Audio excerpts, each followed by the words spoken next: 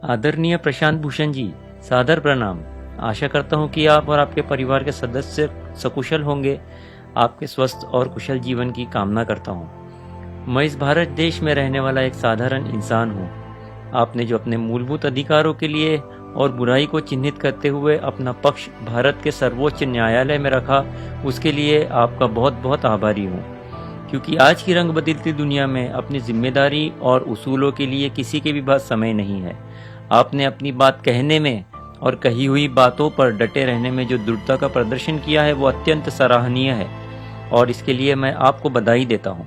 इसमें कोई शक नहीं कि आगे आने वाली पीढ़ी आपके सच्चाई के लिए उठाए गए कदम को हमेशा याद रखेगी और इससे सीख भी लेती रहेगी। मैं भारत में रहने वाला एक शिया मुसलमान जवान हूँ और शिया होते हुए बचपन से यही सीख मिली है कि मुहर्रम के दिनों में जो इमाम हुसैन अलैहिस्सलाम की याद हम लोग मनाते हैं, उन्हें अपना बलिदान इसी बात के लिए दिया था कि हमेशा सच बोलते रहेंगे और अत्याचारी सरकार या राजा के सामने कभी नहीं झुकेंगे। उस वक्त के अत्याचारी बादशाह यजीद ने उन्हें भी बहुत तकलीफें और धमकियां दी, लेकिन इमाम हुसैन अलैहिस्सलाम यजीद की बातों को नकारते हुए अपने इरादे पर जमे रहे और अहिंसा का रास्ता अपनाते हुए अपने बीवी बच्चों समेत अपने घर से निकल पड़े। यजीद की सिर्फ एक ही मांग थी कि इमाम हुसैन उसके सामने मूक दर्शक बनकर बैठे रहे और वह अपने हिसाब से जैसा चाहे वैसा राज करता रहे। यजीद को अपनी हरकतों से रोकने के लिए इमाम हुसैन अलैहिस्सलाम ने ताकत और बल का सहारा न लेते हुए अहिंसा और सत्याग्रह का रास्ता अपनाया और इतना कहा कि मुझे तेरी खिलाफत कबूल नहीं है। यजीद चाह रहा था कि इमाम हुसैन अलैहिस्सलाम एक बार हाँ बोलकर खामोश बैठ जाए ताकि बात को समाप्त करके वो अपनी मन मर्जी से लोगों पर राज कर सके, लेकिन इमाम हुसैन अलैहिस्सलाम ने अपनी जान देना कबूल किया, परंतु अत्याचारी के सामने हाँ नहीं कही।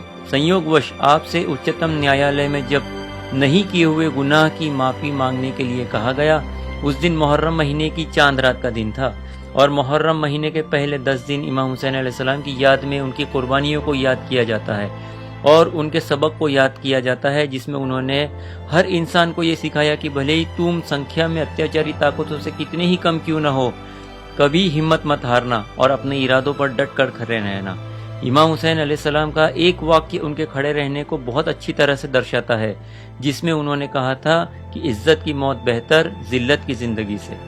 भारत देश में शिया समुदाय हर साल मुहर्रम को रसूमी तरीके से बड़ी धूमधाम से मनाता है, लेकिन जो सबक करबला और मुहर्रम से मिलता है उसे ताक पर रखकर कितने ही शिया ऐसे हैं जो अत्याचारी सरकार का हिस्सा बन बैठे हैं और इमाम हुसैन अलैहिस्सलाम के बताए हुए रास्ते को भुला बैठे हैं। लेकिन आप जैसे लोग ही इमाम हुसैन अलैहिस्सलाम के असली साथी और वफादार है, जो उसूलों की कीमत जानते हैं और उसूल के साथ कभी समझौता नहीं करते।